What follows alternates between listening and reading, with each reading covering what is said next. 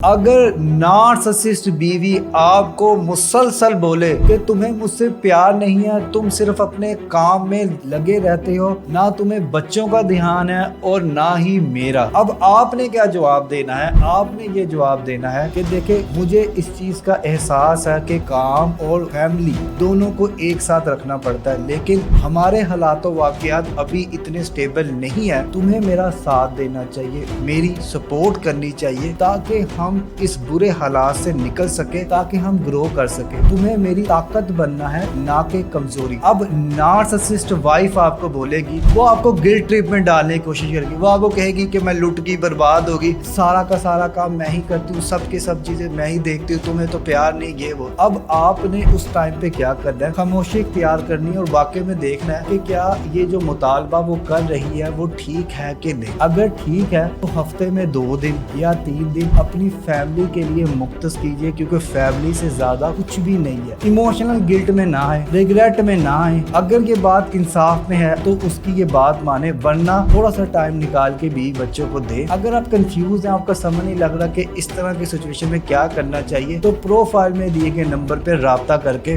1-on-1 online counselling session book کریں۔